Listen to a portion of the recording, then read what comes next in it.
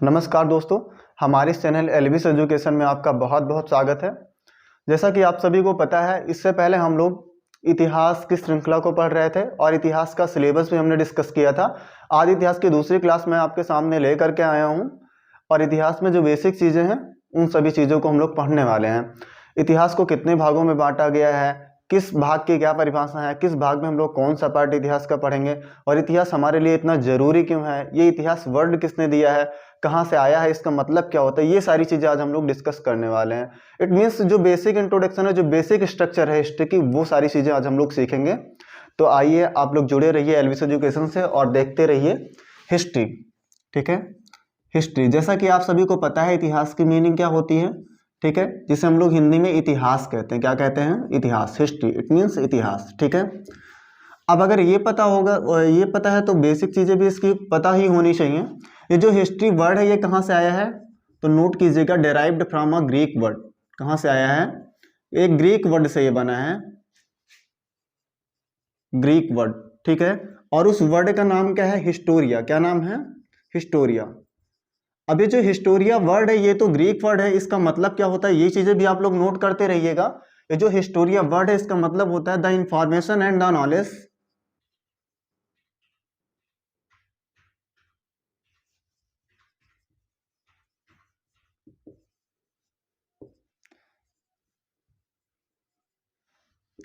The information and the knowledge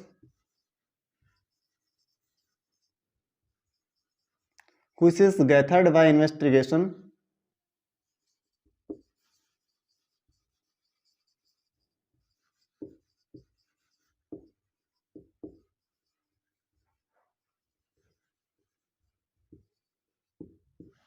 देखो वो सारी नॉलेज और इंफॉर्मेशंस जो इन्वेस्टिगेशन के द्वारा हमें मिलती हैं वो किस में आती हैं? हिस्टोरिया वर्ड में आती हैं। ये हिस्टोरिया वर्ड का मतलब होता है। ठीक है, लेकिन क्या इतिहास में हम ये सारी चीजें ही पढ़ते हैं? नहीं।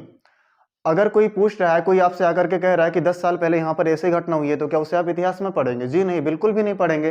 देखो वो घटना तो घटी है, लेकिन उसका अगर हमारे पास एविडेंस है, कोई प्रमाण है, तभी हम उसे इतिहास में सम्मिलित करेंगे, अदरवाइज नहीं सम्मिलित करेंगे। क्योंकि जो इतिहास है वो क्या मांगता है? प्रमाण मांगता है, उसे साक्ष्य चाहिए किसी भी चीज को पुष्टि करने के लिए। तो आप देखते रहिए, ये जो हिस्टोरिया वर्ड है इसे किसने दिया? आपने नाम सुना होगा हेरोडोटस का। किसका नाम? हेरोडोटस। ठीक है, ये क्या थे? ये एक इतिहासकार थे। इन्होंने कौन सा वर्ड दिया? हिस्टोरिया वर्ड दिया। और इसके साथ ही इन्होंने क्या किया?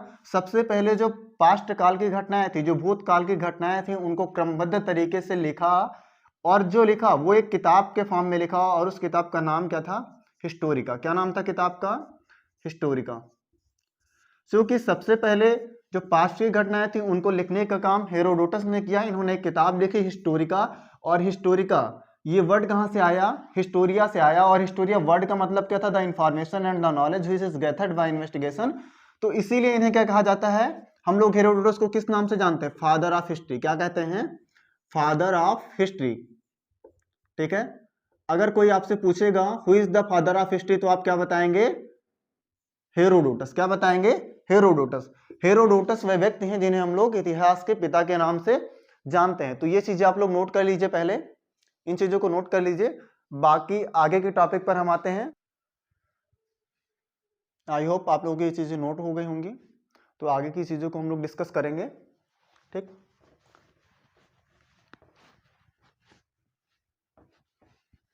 अभी आप लोग देखी गए जो इतिहास है इसे कितने भागों में बांटा गया है। अभी इतिहास को हम लोग 3 भागों में बांटते हैं। कितने भागों में? 3 भागों में बांटते हैं। ठीक है, जो इंफॉर्मेशन हमें मिली है उनके आधार पर हम लोग इसे 3 भागों में बांटते हैं। और पहले भाग को क्या कहते हैं? Pre historic period. क्या कहते हैं? Pre historic period. पहले भाग को क्या कहते हैं? Pre historic period. ठीक है, या इसे हम लोग कह सकते हैं प्राग ऐतिहासिक काल।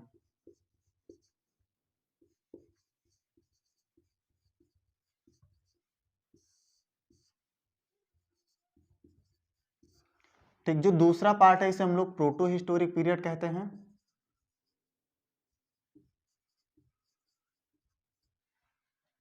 जो दूसरा भाग है क्या कहलाता है? Proto historic period. ठीक, इसका मतलब क्या होता है? आदि ऐतिहासिक काल।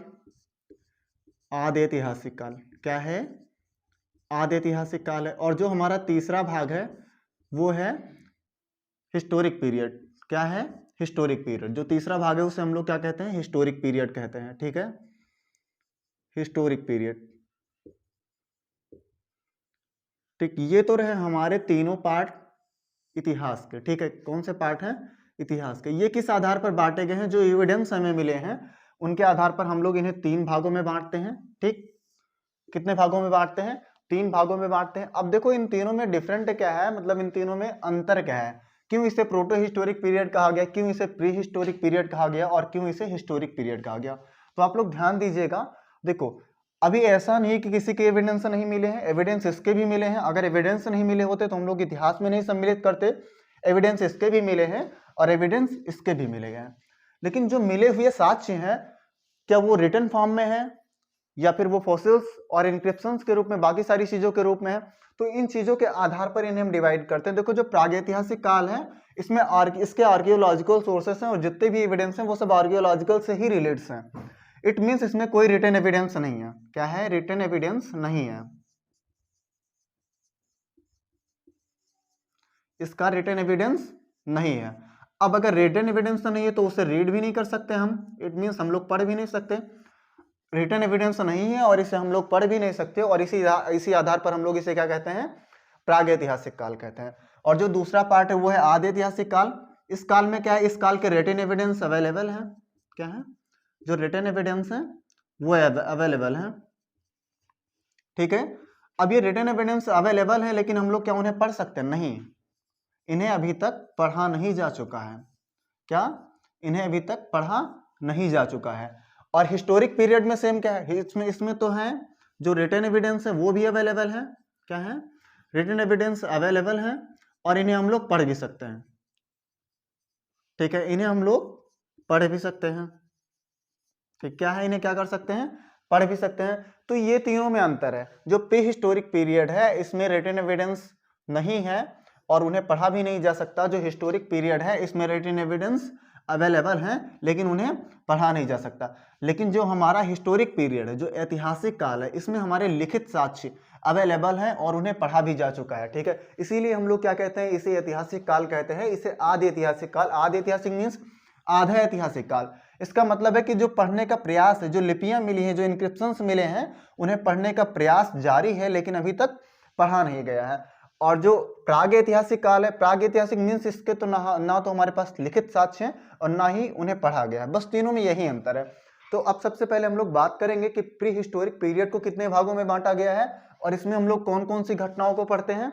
और उसके बाद बात करेंगे कि प्रोटो हिस्टोरिक पीरियड को कितने भागों में बांटा गया है, इसमें कौन कौन सी घटनाओं को पढ़ते हैं। और उसके बाद हम लोग आ जाएंगे हिस्टोरिक पीरियड में। ठीक है, तो इतनी चीजें आप लोग नोट कर लीजिए पहले, उसके बाद हम लोग आगे की बात करते हैं। ठीक है,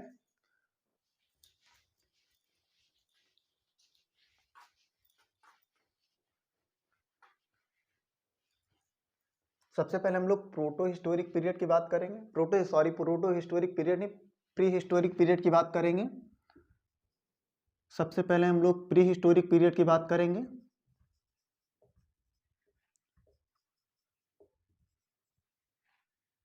किसकी बात करेंगे? Pre historic period. अब ध्यान देने योग्य बात यह है कि जो प्री हिस्टोरिक पीरियड में इसमें हम लोग सबसे क्या पढ़ते हैं? सिर्फ स्टोन एज को पढ़ते हैं। किसे पढ़ते हैं? सिर्फ स्टोन एज को पढ़ते हैं। लेकिन ये जो स्टोन एज है हमारी, इसको हम लोग कई भागों में पढ़ते हैं। इसको कितने भागों में पढ़ते हैं? 3 भागों में। मेनली इसको हम लोग 3 भागों में पढ़ते हैं। जो इसका पहला पार्ट है उसे हम लोग क्या कहते हैं? Paleolithic as.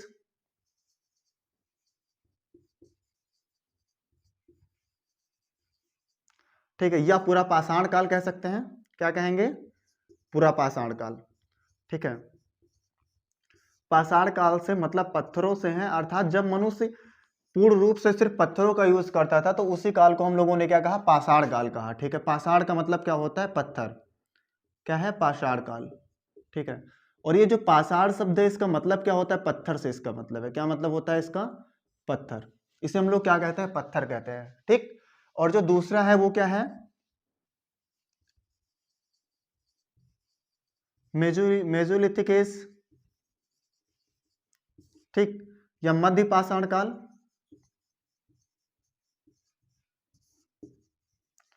और जो तीसरा पार्ट हमारा है वो क्या है? नियोलिथिक एज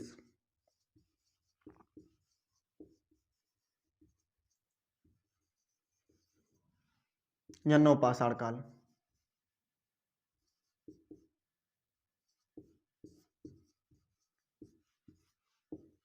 ये रहा हमारा पहला पार्ट जिसे हम लोग पैलियोलिथिक एज कहते हैं या पुरापाषाण काल कहते हैं, और दूसरा हमारा है मध्यपाषाण काल मेसोलिथिक एज, और तीसरा नियोलिथिक एज है जो है नवपाषाण काल। ठीक है, अब ये चीजें तो इम्पोर्टेंट है ही, इसके साथ इम्पॉर्टेंट ये है कि इनका जो काल है, जो टाइम पीरियड है, वो कब से कब तक माना जाता है। ठीक है, तो ये जो है इसका माना जाता है 3 लाख बीसी से लेकर के, ठीक है, 3 लाख बीसी से लेकर के 10,000 बीसी तक। कब तक है?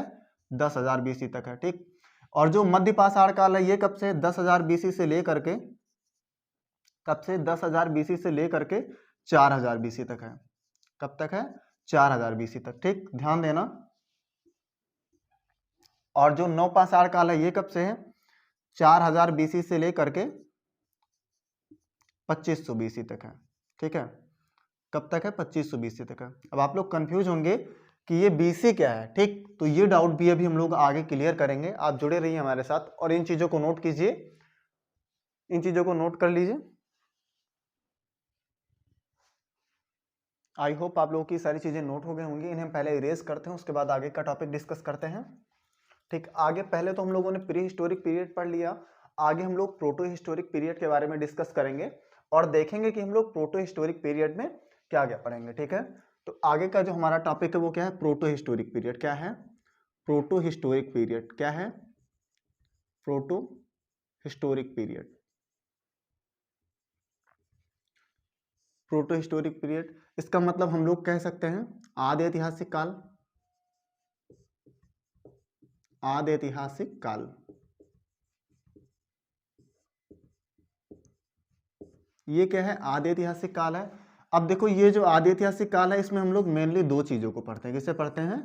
दो चीजों को पढ़ते हैं। इसमें जो हम लोग पहला पढ़ते हैं वो क्या है? सिंधु घाटी की सभ्यता।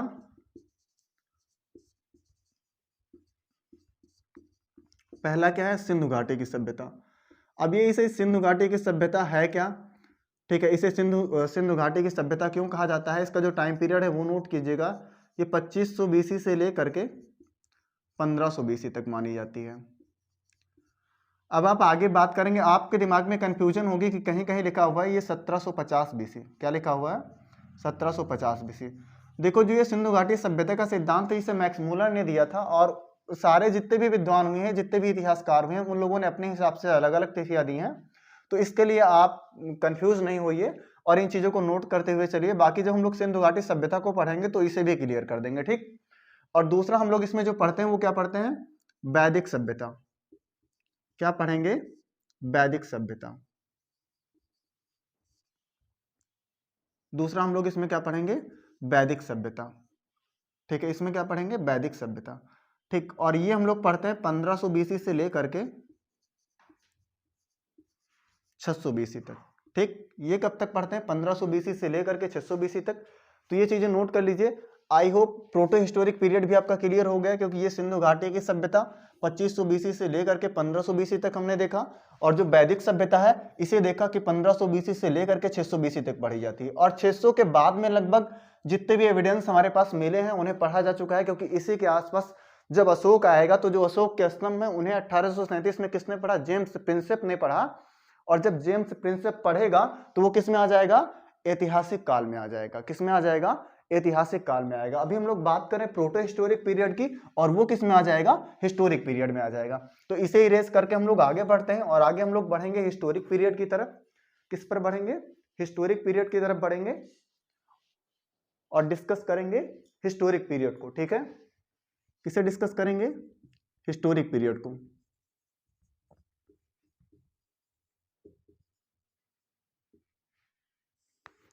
ये जो हिस्टोरिक पीरियड है इसे भी हम लोग 3 पार्ट में ही डिवाइड करते हैं। कितने पार्ट में? 3 पार्ट में ही डिवाइड करते हैं। इसमें जो पहला पार्ट है वो क्या है? Ancient history. क्या है? Ancient history.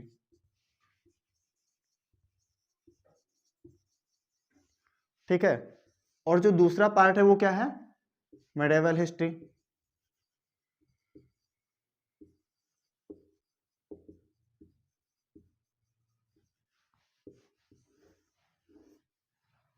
और जो तीसरा वो है वो क्या है, मॉडर्न हिस्ट्री।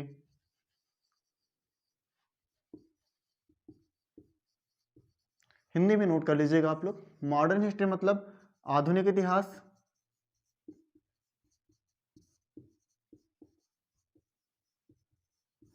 मध्यकालीन इतिहास,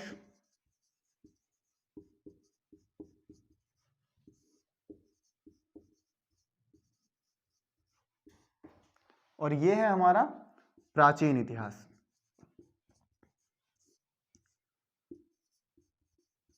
अब ये हम बात कर रहे हैं भारत के इतिहास की, कि हम लोग पढ़ेंगे भारत का इतिहास।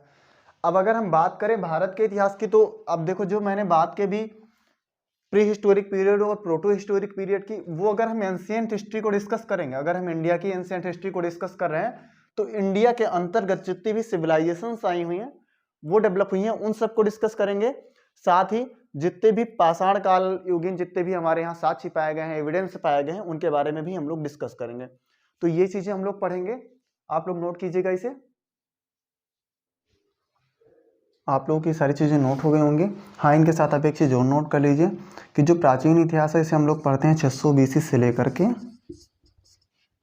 712 AD तक। कब तक पढ़ते हैं? 600 BC से लेकर के 712 AD तक। और जो मध्यकालीन इतिहास है इसे पढ़ते हैं 712 AD से लेकर के, ठीक है, 712 AD से लेकर के 1707 AD तक। कब तक पढ़ते हैं? 1707 AD तक। और बाकी का जो इतिहास का भाग है 1707 से लेकर के अब तक, 1707 AD से लेकर के अब तक, या 1947 कह लें हम लोग, 1947 तक या अब तक, ठीक है। ये जो इतिहास है ये हम लोग आधुनिक इतिहास में पढ़ते हैं। ये जो 1707 AD है, स्पेसिफिक एक घटना है, जैसा आपको पता होगा कि औरंगजेब के बारे में, जब औरंगजेब की डेथ होती है वो 1707 में ही होती है, और वहीं हमारा ये जो मध्यकालीन इतिहास है ये खत्म होता है, और जो मुगल काल का पतन है वो वहीं से शुरू हो जाता है। तो ये चीज़ें हम लोग पढ़ेंगे। अब इसके बाद में जो बेसिक चीज़ें, अब आपके माइंड में ये भी घूम रहा होगा कि ये BC क्या है और ये AD क्या है, इनका कॉन्सेप्ट क्या है। तो सबसे पहले तो हम लोग AD और BC इन दोनों के कॉन्सेप्ट को समझेंगे, और इसे समझने के बाद में हम लोग इतिहास में आगे बढ़ेंगे, और हम लोग देखेंगे कि सबसे ज़्यादा वेटेज किसका है, मेडिवल हिस्ट्री का है, मॉडर्न हिस्ट्री का है। जिसका सबसे ज़्यादा वेटेज होगा उसी को हम लोग सबसे पहले पढ़ेंगे, उसके बाद में हम लोग पूरा इतिहास तो ख़त्म करने वाले ही हैं। तो इसे हम इरेज करते हैं और आगे के टॉपिक पर बढ़ते हैं, ठीक है। तो आपको पता है, देखो जैसा कि आपको पता है अभी क्या चल रहा है, 2022 चल रहा है। क्या चल रहा है? 2022। अभी क्या चल रहा है? 2022 ख़त्म होने वाला है लगभग, लेकिन प्रेजेंट टाइम में, वर्तमान में क्या है? 2022, ठीक है, जिसमें हम लोग जी रहे हैं। अभी ऐसे अगर हम पीछे आते हैं तो कभी 2015 भी रहा होगा, और पीछे आएंगे तो कभी 1857 भी रहा होगा, ठीक है, जब क्रांति हुई थी। और पीछे आएंगे तो कभी 1526 भी रहा होगा, जब बाबर ने आक्रमण किया था, ठीक है, बाबर आया था, ठीक। और ऐसे अगर पीछे आते हैं तो कभी 0 भी रहा होगा, और जो 0 ईस्वी था इसमें क्या हुआ था, जीसस क्राइस्ट का जन्म हुआ था, या ईसा मसीह का जन्म हुआ था। क्या हुआ था? ईसा मसीह का जन्म। क्या हुआ था? ईसा मसीह का जन्म हुआ था, ठीक है। इसमें क्या हुआ था? ईसा मसीह का जन्म हुआ था। और ईसा मसीह के जो जन्म के बाद का समय था, उस समय को हम लोग क्या कहते हैं? ईस्वी कहते हैं। क्या कहते हैं? ईस्वी कहते हैं, या अंग्रेजी में इसी को हम लोग AD कहते हैं। क्या कहते हैं? AD कहते हैं, ठीक। और जन्म से पहले क्या था? जन्म से पहले कभी 100 ईस्वी भी रहा होगा, ठीक है, 100 BC भी रहा होगा, और कभी रहा होगा 1326 भी रहा होगा, 1326, ठीक है, या 326, सॉरी 326 भी रहा होगा। अभी 326 में क्या था? सिकंदर भारत आया था। क्या किया था? सिकंदर भारत आया था, ठीक है। और 325 में क्या हुआ था? 325 में हाइडे स्पीच का युद्ध। किसका युद्ध हुआ था? हाइडे स्पीच का युद्ध, हाइडे स्पीच वार, जिसमें सिकंदर और पोरस के बीच युद्ध हुआ था। इन चीज़ों को हम लोग डिस्कस करने वाले हैं। तो जो बाद का टाइम है वो क्या कहलाया? वो ईसा पूर्व कहलाया। क्या कहलाया? ईसा पूर्व कहलाया। और इसी को BC कहते हैं। क्या कहते हैं? BC कहते हैं। तो ये चीज़ें भी आपके समझ में आ गई होंगी कि ये और AC और BC का कॉन्सेप्ट क्या है। अभी देखो 0 ये क्या है? अभी इनका जो जन्म था ईसा मसीह का, इनके जन्म को क्या माना गया? ईसा मसीह के जन्म को, ईसा मसीह के जन्म को कैलेंडर का आधार माना गया। ईसा मसीह के जन्म को कैलेंडर का आधार माना गया। क्या माना गया? कैलेंडर का आधार माना गया।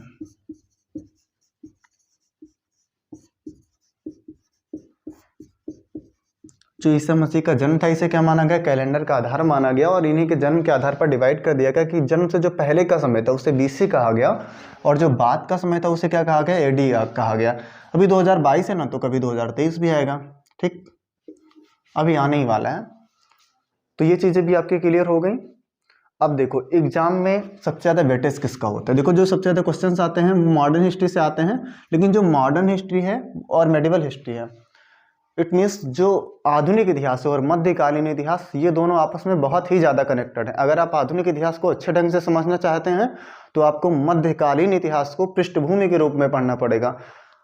हम लोग बात करें तो हम लोग देखते हैं कि जब मुगल काल का पतन होता है उसी के साथ ही अंग्रेज भारत में अपनी सत्ता स्थापित करना शुरू करते हैं, तो इसीलिए ये दोनों आपस में कनेक्टेड हैं। सबसे पहले हम लोग इसमें क्या पढ़ेंगे, मेडिवल हिस्ट्री पढ़ेंगे, ठीक है, मेडिवल हिस्ट्री पढ़ेंगे। उसके बाद में क्या पढ़ेंगे हम लोग, मॉडर्न पढ़ेंगे, और मॉडर्न पढ़ने के बाद में क्या पढ़ेंगे, एंशिएंट पढ़ेंगे। एंशिएंट को हम लोग सबसे बाद में पढ़ेंगे क्योंकि एंशिएंट से क्वेश्चंस भी कम आते हैं। क्या है, एंशिएंट से क्वेश्चंस भी कम आते हैं, तो सबसे पहले हम लोग इसको पढ़ेंगे, फिर इसे पढ़ेंगे, और फिर बाद में एंशिएंट को पढ़ेंगे, ठीक है। अब ये मेडिवल में क्या पढ़ना है इसका सिलेबस भी हम डिस्कस कर चुके हैं। मॉडर्न में क्या पढ़ना है ये भी सिलेबस बता दिया जा चुका है, और एंशिएंट में क्या पढ़ना है ये तो आपको पता ही है, ठीक। तो ये तो क्रम है कि किस प्रकार हम लोग इतिहास को पढ़ने वाले हैं। आइए हम लोग शुरू करते हैं। सबसे पहले मेडिवल हिस्ट्री को शुरू करते हैं। किससे शुरू करते हैं, मेडिवल हिस्ट्री। तो जो मध्यकालीन इतिहास है उसकी शुरुआत कब से होती है, आपको अभी मैंने बताया है। मध्यकालीन इतिहास कब से शुरू होता है, 712 AD से लेकर के जो 1707 का समय है वो क्या कहलाता है, मध्यकालीन इतिहास का समय कहलाता है। किसका समय, मध्यकालीन इतिहास का। अब ये 712 में ऐसी कौन सी घटना हुई थी, कोई ना कोई घटना तो हुई ही होगी, ठीक है। तो अगर हम लोग देखते हैं, सबसे पहले हम लोग अरब का आक्रमण पढ़ते हैं। किस पर पढ़ते हैं, अरबों का आक्रमण। क्या पढ़ेंगे हम लोग सबसे पहले, अरबों का आक्रमण। अगर हम बात करें तो सबसे पहले हम लोग अरबों का आक्रमण पढ़ेंगे। अब अरबों में कौन कौन से लोग थे जिन्होंने भारत पर आक्रमण किया और कब कब आक्रमण किया, इन चीजों को भी हम लोग देखेंगे। तो अरब के कुछ ऐसे लोग थे जिन्होंने भारत पर आक्रमण किया था, उन लोगों को हम लोग डिस्कस करेंगे, ठीक। अभी आप लोग अगर ध्यान देंगे तो उस टाइम के भारत का जो मैप होगा वो कुछ ऐसे होगा। ये जो अफगानिस्तान का एरिया था और पाकिस्तान का एरिया था, ये सब भारत में ही था, क्योंकि भारत उस टाइम डिवाइड नहीं था। अगर हम प्रेजेंट टाइम के भारत की बात करें तो ये लगभग कुछ ऐसे ही करके रहा होगा,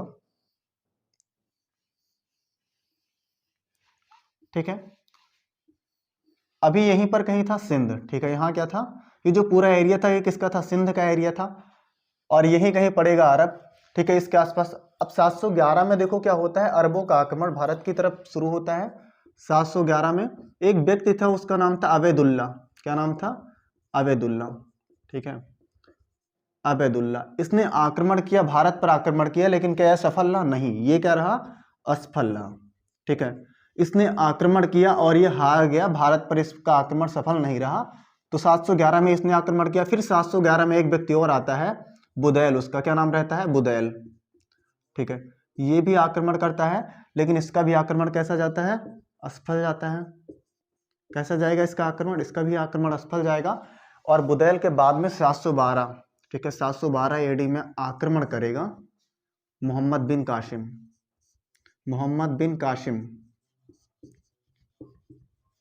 और ये इसका आक्रमण क्या रहेगा, सफल आक्रमण रहेगा। क्या रहेगा, सफल आक्रमण रहेगा, ठीक है। ये इसका आक्रमण कैसा रहेगा, सफल आक्रमण रहेगा। इट मीन्स ये आक्रमण करेगा और जीत लेगा भारत के, जो भारत में जो सिंध का क्षेत्र रहता है उसे। तो सबसे हम लोग इसे क्या कहते हैं, पहली बात तो जो मोहम्मद बिन कासिम था ये क्या था, अल हज्जाज का सेनापति था। किसका सेनापति, अल हज्जाज का सेनापति, अल हज्जाज का सेनापति था, ठीक। ये किसका सेनापति था, अल हज्जाज का सेनापति था, ठीक। और दूसरा क्या है, प्रथम सफल मुस्लिम आक्रमणकारी। ये क्या था, प्रथम सफल मुस्लिम आक्रमणकारी।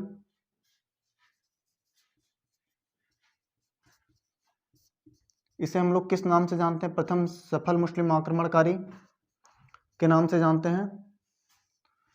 ठीक है, ये क्या था, प्रथम मुस्लिम सफल आक्रमणकारी था और अल हज्जाज का सेनापति था। अभी एक चीज ध्यान देने लायक और बात है कि उस टाइम ये जो सिंध क्षेत्र है जहां पर इसने आक्रमण किया था, उस टाइम का एम्परर कौन था, उस टाइम का सम्राट कौन था। तो ये चीज अगर इस बात पर हम लोग ध्यान देंगे तो उस टाइम का जो सम्राट था वो कौन था, दाहिर था। सिंध का राजा कौन था, दाहिर था। ठीक है, अब दाहिर की दो पुत्रियां थी, एक का नाम था सूरीमला, क्या नाम था, सूरीमला, और दूसरे का परिमला, क्या नाम था, परिमला। अब इनके बारे में हम लोग बाद में डिटेल में पढ़ेंगे, लेकिन पहले आप इन चीजों को जान लीजिए कि 711 एडी में अवैदुल्ला ने आक्रमण किया जो कि असफल रहा। ठीक है, और 711 में पुनः आक्रमण किया बुदैल ने, वो भी असफल रहा। और 712 एडी में आता है मोहम्मद बिन कासिम और वो हरा देता है किसे, सिंध के राजा दाहिर को। यह कहाँ के राजा थे, सिंध के राजा थे। कहाँ के राजा थे, सिंध के राजा दाहिर थे। दाहिर को हरा देता है और उसका आक्रमण हो जाता है सफल। और ये क्या था, अल हज्जाज का सेनापति था और प्रथम सफल मुस्लिम आक्रमणकारी था। अब ये अल हज्जाज, ये आपके दिमाग में चल रहा होगा कि ये अल हज्जाज कौन था। ठीक है, अल हज्जाज। अब अल हज्जाज को आदेश किसने दिया था, वाहिद, एक व्यक्ति था वाहिद। कौन था, वाहिद। अब ये दो व्यक्ति आपके दिमाग में चल रहे होंगे, पहला अल हज्जाज और दूसरा वाहिद, कि ये दोनों कौन थे। तो आगे हम इन्हीं दोनों के बारे में बात करने वाले हैं, ये चीजें आप नोट कर लीजिए। उसके बाद में हम लोग बात करेंगे कि अल हज्जाज कौन था और ये वाहिद कौन था जिसने मोहम्मद बिन कासिम को भारत पर आक्रमण करने के लिए भेजा। मोहम्मद बिन कासिम ने आक्रमण किया और वहीं से जो मुस्लिम्स हैं, जो अरेबियंस हैं, वो आक्रमण करना शुरू कर देते हैं भारत पर।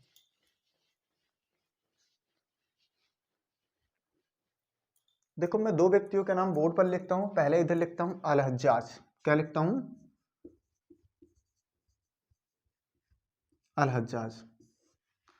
ठीक है, और दूसरा नाम लिखता हूं वाहिद। ठीक है, जैसा कि आप सभी को पता है, जब इस्लाम धर्म आया, इस्लाम धर्म के संस्थापक कौन था, मोहम्मद साहब थे। तो मोहम्मद साहब की जब मृत्यु हुई तो उसके बाद खलीफा हुई इस्लाम धर्म में। ठीक है, उसी में से एक खलीफा कौन था, वाहिद था। ये जो खलीफा होता है, ये क्या था, खलीफा था। ठीक है, उस टाइम का तत्कालीन खलीफा था। ये जो खलीफा होता है, ये इस्लाम धर्म का सबसे पवित्र व्यक्ति माना जाता है और सबसे उच्च पद होता है। बाकी जो इस्लाम धर्म के लोग हैं वो लगभग जो खलीफा कहेगा उन्हीं चीजों को करेंगे। ठीक है, वाहिद क्या था, उस टाइम का खलीफा था। ठीक, ऐसी घटना कौन सी हुई थी, मैंने अभी आपको बताया था कि ये भारत के मैप के बारे में बताया था। यहाँ ये जो इंडिया का मैप है ना, यहीं पर क्या पड़ेगा, कहीं यहीं यहीं पर पड़ेगा देवल बंदरगाह। ये जो सिंध का क्षेत्र, सिंध के क्षेत्र में पड़ता है देवल बंदरगाह। क्या पड़ेगा, देवल बंदरगाह। ठीक है, उस टाइम भी अरब से व्यापार हो रहा था। यहीं से कहीं एक जहाज जा रहा था, क्या जा रहा था, एक जहाज जा रहा था। ठीक है, और उस जहाज पर किसका सामान था, ये जो बगदाद के खलीफा है इनका सामान था। कुछ डाकुओं ने क्या किया, इस जहाज को लूट लिया, इस जहाज को लूट लिया। ठीक है, इस जहाज को क्या किया, लूट लिया। तो ये जो यहाँ के खलीफा थे, इन्होंने कहा, जो सिंध का राजा था, क्योंकि ये सिंध के क्षेत्र में आता है, तो इन्होंने इनसे कहा, सिंध के राजा जो दाहिर थे, इनसे कहा कि आप डाकुओं को पकड़िए और दंडित कीजिए। सिंध के जो राजा दाहिर थे, इन्होंने मना कर दिया। तो फिर वाहिद ने क्या किया, वाहिद ने जो अल हज्जाज था, ये क्या था, उस टाइम जो बगदाद का सुल्तान कह सकते हैं या एम्परर कह सकते हैं, वो कौन था, अल हज्जाज था। तो जो वाहिद थे, इन्होंने अल हज्जाज को क्या दिया, आदेश दिया, इनको आदेश दिया कि ये सिंध क्षेत्र पर आक्रमण करें और जो यहाँ के राजा हैं उन्हें दंडित करें और साथ ही इस्लाम धर्म का प्रचार प्रसार करें। क्या करें, इस्लाम धर्म का प्रचार प्रसार करें। तो इन्होंने क्या किया, सबसे पहले तो इन्होंने किसे भेजा, अवैदुल्ला को भेजा 711 में, जो कि असफल रहा। और उसके बाद किसे भेजा, बुदैल को भेजा, वो भी असफल रहा। और इसके बाद में इन्होंने किसे भेजा, मोहम्मद बिन कासिम को। किसे भेजा, मोहम्मद बिन कासिम को भेजा, मोहम्मद बिन कासिम को भेजा। ठीक है, अब आपको पता है जो मोहम्मद बिन कासिम था, ये कितने वर्ष का था, 17 वर्ष का था। जब इसे आक्रमण के लिए भेजा गया तो ये कितने वर्ष का था, 17 वर्ष का था। साथ ही ये अल हज्जाज थे, इनका क्या था, दामाद था, अल हज्जाज का दामाद था। ठीक है, इनका दामाद और सेनापति ये दोनों था। 17 वर्ष की उम्र में सिंध के राजा दाहिर पर आक्रमण करने के लिए भेजा। राजा दाहिर उन पर आक्रमण किया और इस पूरे क्षेत्र को जीत लिया। ठीक है, तो इतनी चीजें हम लोग इसी क्लास में डिस्कस करते हैं।